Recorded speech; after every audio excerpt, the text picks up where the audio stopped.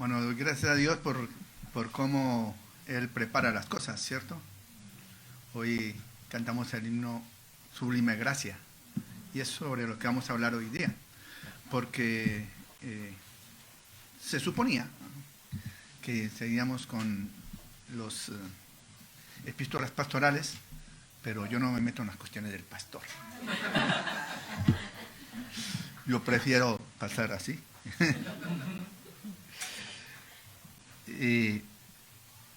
Y bueno, también doy gracias a Dios por las alabanzas, como decía, por este himno. Algún día lo voy a cantar haciendo un solo, pero solo. Porque... Gracias.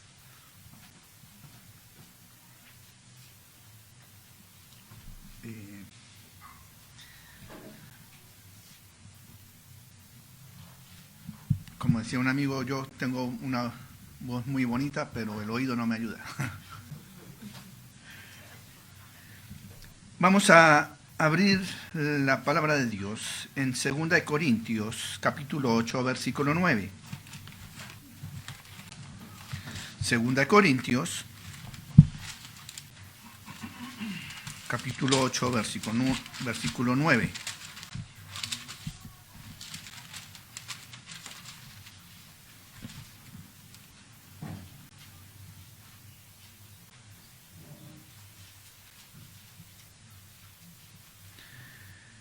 Dice así la palabra de Dios: porque ya conocéis la gracia de nuestro Señor Jesucristo, que por amor a vosotros se hizo pobre, siendo rico, para que vosotros con su pobreza fueseis enriquecidos. Vamos a orar. Señor y Padre Santo, gracias, Padre, por el privilegio de abrir tu palabra. Gracias, Señor, por tu amor, tu misericordia para con nosotros, y te pido que estés hablando a nuestros corazones hoy día para que, Señor, podamos aprender y, Señor, poner en práctica lo que tú hables a nuestras vidas. Gracias por todo, mi Dios, en nombre de Jesucristo. Amén. Y al título del mensaje de hoy le puse mis riquezas, ¿para quién serán? Mis riquezas, ¿para quién serán? En el estudio de la teología y el estudio de la Biblia hay algo que se conoce como las dispensaciones, y estas son herramientas muy importantes para el correcto estudio de la palabra de Dios. ¿Y qué es una dispensación? Para los que no conocen, una dispensación es la forma como Dios trató y trata al hombre en un periodo específico de tiempo. El fin es dar una nueva oportunidad al ser humano para que pueda relacionarse con Dios. Dios, a través de los tiempos, desde Génesis en adelante, tuvo diferentes formas de tratar con el ser humano. Y siempre dando una oportunidad al ser humano de relacionarse con Él. Pero siempre, como hasta hoy día, el ser humano le falló a Él. Nosotros le fallamos constantemente al Señor. Entonces, al fallar y al pecar, el ser humano rompió, por decir algo, ese pacto y esa forma de trato con Dios, y Dios tuvo que, en su misericordia y en su gracia sobre todo, tratar de otra forma con el hombre. Vamos a poner un ejemplo.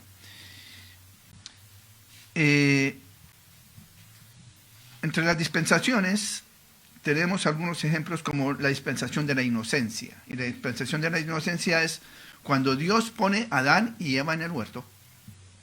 Ellos eran santos, sin pecado. Entonces Dios les dice: tienen que, entre todas las cosas, administrar el huerto del Edén, ¿cierto? Todo es para ustedes, ¿cierto? Y les pone ciertas reglas, dice: de todo podéis comer menos del fruto del árbol de la ciencia del bien y del mal podréis comer. Pero Él les dio toda libertad y ellos, lo único que tenían que hacer era cuidar del huerto. ¿Pero qué pasó? Ellos pecaron. Comieron del fruto del árbol que Él les había dicho, no comáis. Entonces Dios ya no los podía tratar de la misma manera. O sea, la idea de Satanás es: aquí los fulminé. Dios no va a seguir tratando con ellos. Pero Dios, en su gracia, les dio una nueva oportunidad. Y comenzó con ellos una nueva dispensación que se llamó la dispensación de la conciencia, porque desde ese momento el ser humano empezó a tener una conciencia del bien y el mal, y es lo que nosotros hasta de hoy tenemos. Todo ser humano tiene la conciencia del bien y del mal y sabe que es bien, que es bueno y que es malo, por la conciencia. Y así hubo varias dispensaciones hasta que llegó el momento en que Dios dejó de tratar con Israel y comienza con el periodo de la iglesia. Desde Hechos en adelante hay una nueva dispensación que es conocida como la dispensación de la gracia. Aunque mejor debería llamarse la dispensación de la iglesia. ¿Por qué? Porque si vemos, con los ejemplos que le he dado y seguimos adelante, vemos que Dios actúa con el hombre en diferente forma por su gracia. La gracia de Dios siempre estuvo actuando en favor nuestro.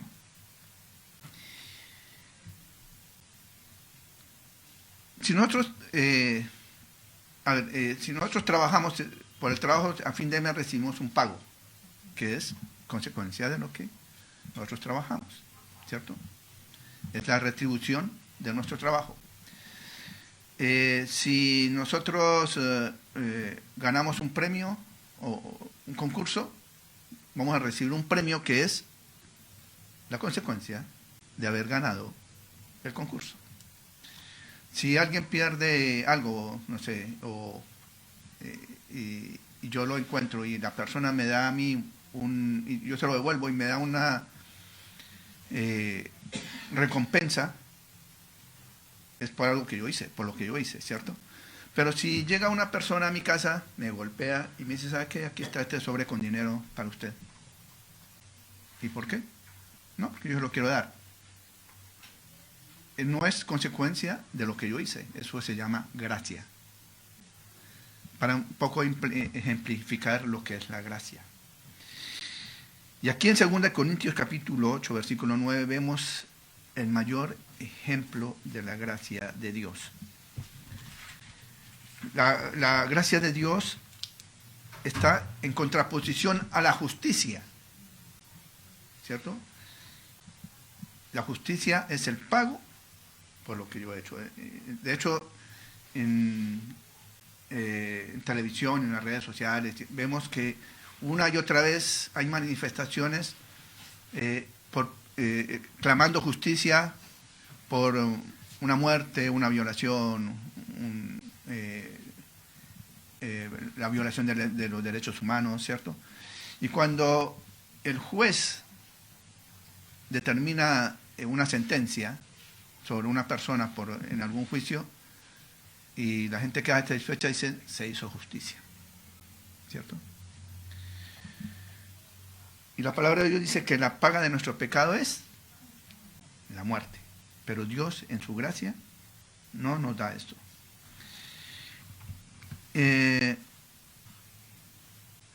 La gracia es, como les decía, lo contrario de la justicia.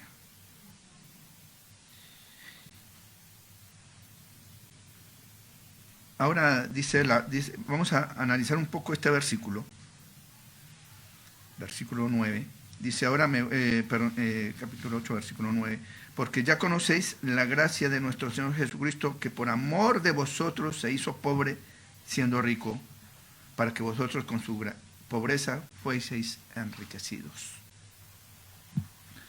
Pero ¿cómo si el Señor Jesús nunca fue rico? ¿Y por qué la palabra de Dios que dice que siendo rico se hizo pobre? Si vemos que cuando vino a nacer, nació en un pesebre, siendo pobre. Él nació pobre, vivió pobre, ¿cierto?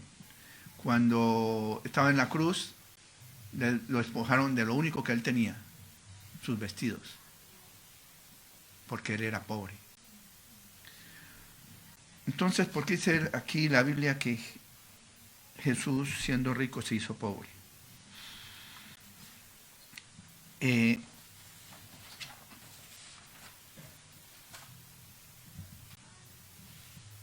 Jesucristo nació en un pesebre porque no había lugar para él en el mesón. No había lugar para él en el mesón.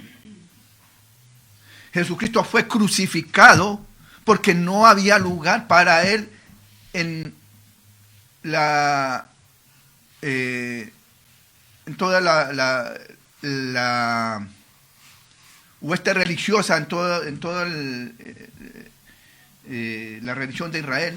No había lugar para él, porque él iba en contra de todo lo que los fariseos y saduceos y todos los encargados de la ley decían. Él era algo que para ellos los estaba les tiraba abajo todas sus tradiciones, sus formas de llevar la religión. Entonces él tenía que morir. No hubo lugar para Cristo en la religión judía. Y este mundo hoy día rechaza a Jesús porque no hay lugar para el sistema de este mundo. No hubo lugar en el sistema religioso, no hubo lugar en el sistema político, económico y cultural de este pueblo hoy día. Jesucristo hoy día no es aceptado en la mayoría de los países de este mundo, aún países como Estados Unidos que dicen ser cristianos. La palabra de Dios no se puede abrir allí. En los colegios se lo prohíben porque Cristo no tiene lugar. Sin embargo, Cristo, dice la palabra de Dios, que siendo rico se hizo pobre. Para nosotros el concepto de la riqueza está relacionado con lo material. Una persona rica es la que tiene muchas posesiones o comodidades. En contraposición a esto, la riqueza del Señor es espiritual. El Señor Jesús dejó todos los privilegios que Él tenía en el cielo, ¿cierto?, al lado de su Padre, para venir a este mundo para rescatar a los perdidos. Y Él estaba en el derecho de, ¿cierto? Dice la palabra de Dios que Jesús fue preparado desde antes de la fundación del mundo para venir a cumplir sus propósitos en la tierra. Pero Él estaba en todo su derecho de decirle: Señor, si me vas a enviar, yo no tengo problema. Yo voy a morir por ellos, pero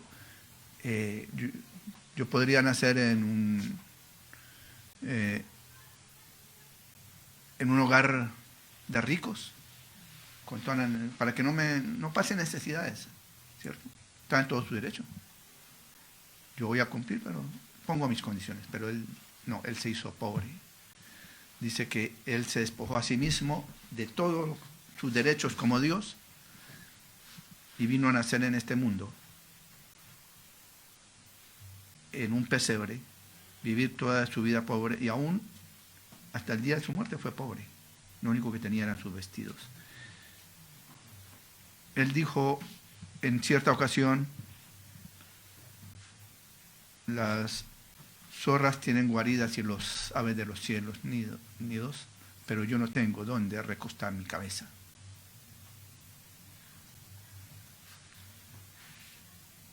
Él no tenía nada. Él dejó todos los privilegios. Y Él nos dio a nosotros la gracia. Todo esto fue por su gracia. Y lo dice el mismo versículo: por gracia. porque ya conocéis la gracia de nuestro Señor Jesucristo, que por amor a vosotros se hizo pobre. ¿Y por qué fue? Por amor a vosotros. Siendo rico, para que vosotros en su pobreza fueseis enriquecidos.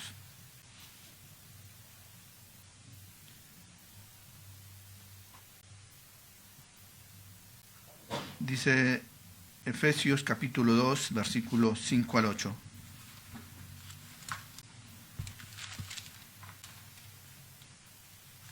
Efesios capítulo 2, versículos 5 al 8.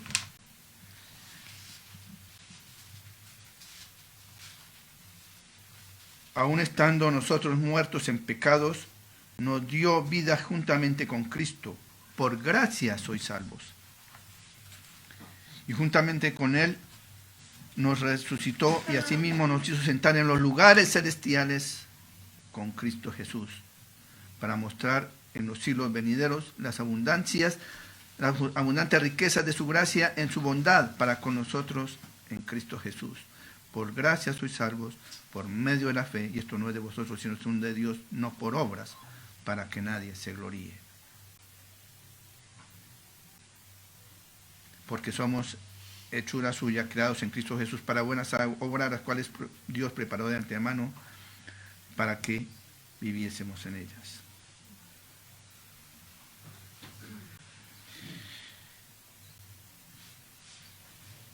Dice que aun estando nosotros muertos en nuestros pecados, Dios nos dio vida juntamente con Cristo. Saber que nosotros no vamos a tener el privilegio de las riquezas, ya las tenemos, ya. Hemos sido salvos, hemos sido hechos aceptos delante de Dios y ya gozamos, aunque no las vemos, las riquezas de su gloria en los cielos. Ya está. No tenemos nada que hacer, porque Él ya lo dio todo. Quizás en este momento no podamos estar o gozar de esas riquezas porque todavía no estamos allí. Pero tenemos que vivir como si ya las tuviéramos, porque ya las tenemos, ya es nuestro. Todas las riquezas de Cristo, todas las riquezas espirituales.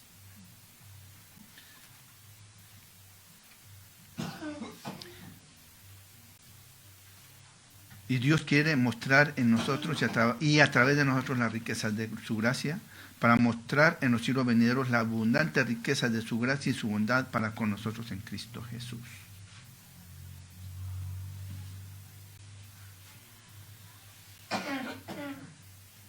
Ahora, nosotros tenemos todas estas bendiciones, todas estas riquezas. Pero por esa misma razón Él dejó un mandato. Él dijo a sus discípulos en Mateo capítulo 10, versículo 8. Mateo capítulo 10, versículo 8.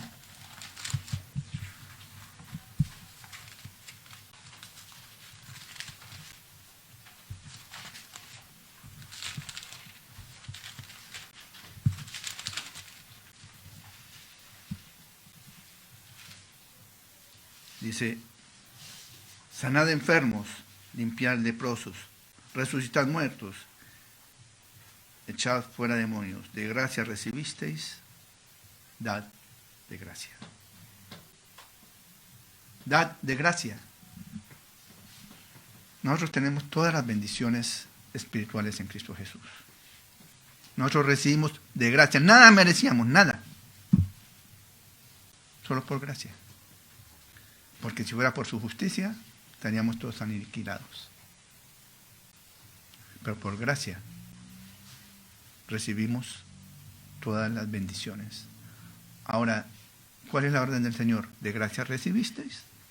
Dad de gracia. Dad de gracia. Todo lo que hemos recibido no es para nosotros solamente, sino para que nosotros lo compartamos con aquellos que no lo tienen, con aquellos que van al infierno, con aquellos que lo necesitan.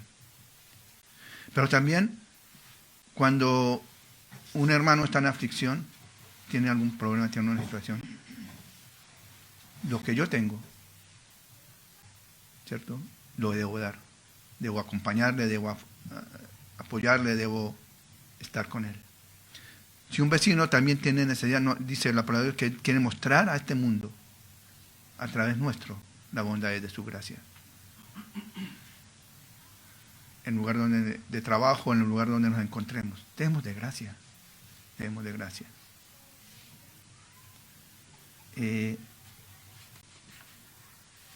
Muchas veces, cuando alguien nos hace algo, y claro, nosotros como buenos creyentes, buenos y espirituales creyentes, dicen, no, yo todo lo dejo a la justicia de Dios.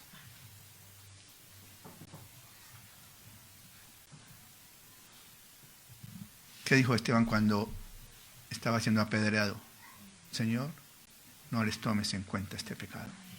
Eso es dar de gracia. ¿De gracia recibiste? Dar de gracia. El Señor se encargará, ¿cierto? Pero para nosotros, tanto la gracia de Dios va siempre acompañado de su misericordia. La misericordia, Dios no nos da lo que merecemos. La gracia, Dios nos da lo que no merecemos. Y si este mundo, si nosotros si los creyentes en este mundo fueran diferentes,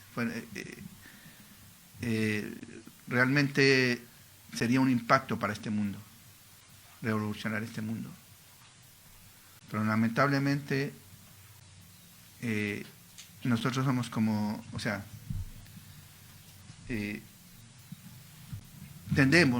nuestra tendencia como humanos es a ser como el hombre rico, ¿cierto? El hombre rico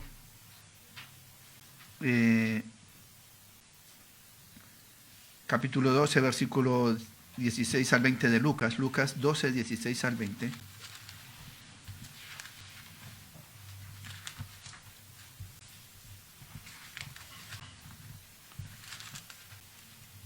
Lucas 12, 16 al 20.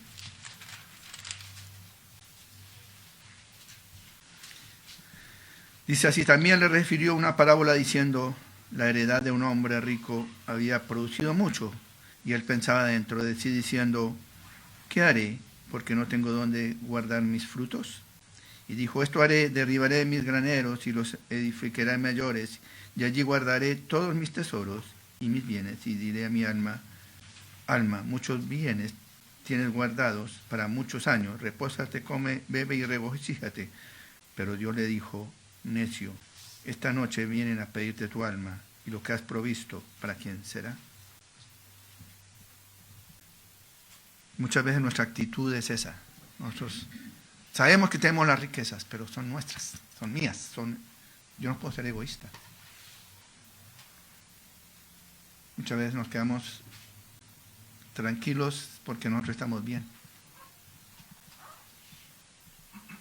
Y quizá uno piensa, que yo, todo lo que yo sufro, ¿cierto? Cuando nos vemos afligidos por algo.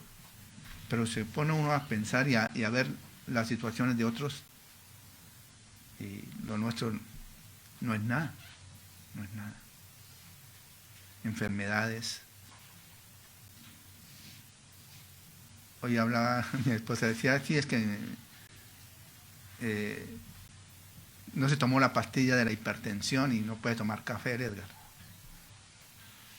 Yo digo, la hipertensión, la enfermedad que tengo. Pero si yo me pongo a compartir con hermanos o con otras personas, no es nada. Eso no es nada. Y muchas veces me compadezco de mí mismo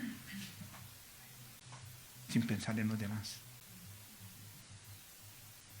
Dice la palabra de Dios que yo debo pensar en los demás porque Dios se encarga. Hoy en la escuela dominical hablábamos acerca de Jehová Jireh, de Jehová también nuestro pastor, Jehová nuestra paz. Él se encarga. Yo tengo que preocuparme y velar por el peso que Dios pone en mi corazón por las demás personas. ¿Qué puedo hacer? Yo me encargo de los demás, que Dios se encarga de lo mío.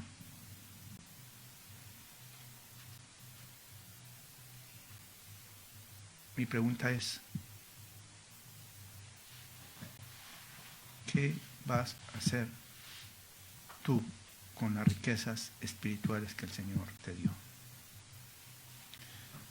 ¿Qué vas a hacer tú? Es por eso que para los que hemos tenido el privilegio de poder estudiar en el instituto, sea cualquiera que sea, muchas veces decimos, no, es que yo soy exalumno de Palabra de Vida. Aquí estoy yo. Mi nombre es Edgar, Palabra de Vida. Cuando Dios a mí me dio ese privilegio de prepararme para Él, no es para que adquieran más conocimiento, es para tener mayor responsabilidad. Yo tengo mayor responsabilidad de muchos de los que están aquí, y cada uno de los que hemos estudiado y hemos tenido el privilegio de conocer más acerca del Señor, tenemos una responsabilidad. Yo siempre decía, cuando trabajaba con los jóvenes en el club bíblico, les hacía entender lo que dice la palabra de Dios. Porque decían, ¿quién va a ser el líder? No, el primer líder es el primer siervo. El primer líder es el primer siervo. Nosotros no estamos aquí para ser servidos, sino para servir. Porque Cristo vino no para ser servido, sino para servir, y es nuestro ejemplo. Entonces, vemos que Él dejó todas las riquezas espirituales, todo lo que Él tenía, para vivir como pobre, para que nosotros seamos ricos. Muchas veces se pone a pensar en cosas que este mundo ofrece. Y justo esta semana estaba ahí preparando este estudio, y prendo la televisión a ver qué noticias estaban dando, y aparece hiperacumulado, loto, 7.500 millones. Yo te digo, Señor, ¿será que aquí me compro el loto y yo le arreglo la vida a todos los hermanos de la iglesia?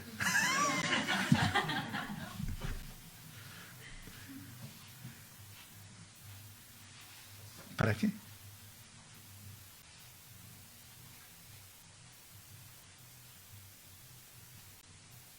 La palabra de Dios me dice que la riqueza de este mundo no sirve de nada. El Señor puede darme a mí el privilegio de recibir y de ganar un buen sueldo,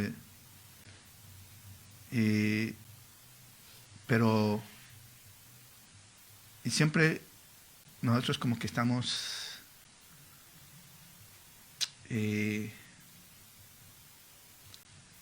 siempre estamos necesitados. Si ganamos 500,000 pesos, vivimos con 500,000 pesos, y siempre andamos. Nos suben a 700,000 pesos y buscamos necesidades. Mira, me subieron el sueldo, y ¿verdad que tengo que renovar el refrigerador? Ya. Y después, dale otra vez. No, le vamos a subir a 1,000,000 de pesos. 1,000,000 de pesos. Yo creo que he trabajado tanto que me merezco unas vacaciones en el exterior.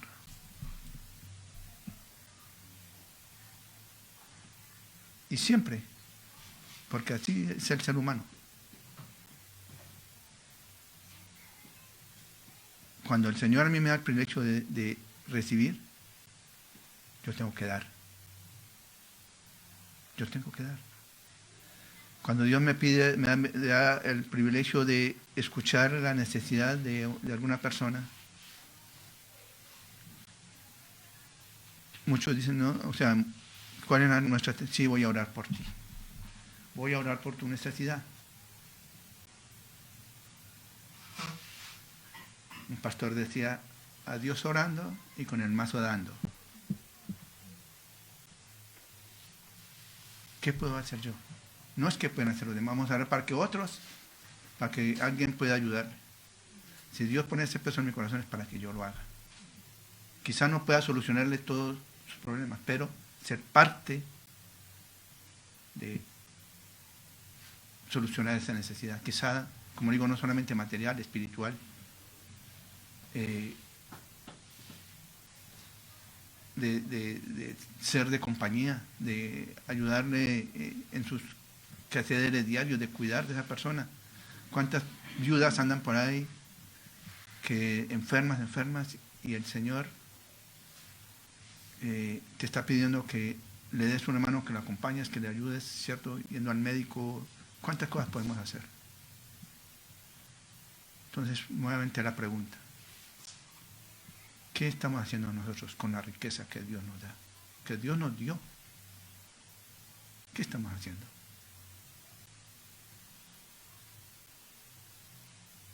¿Esperando que otros se compadezcan de nosotros? No.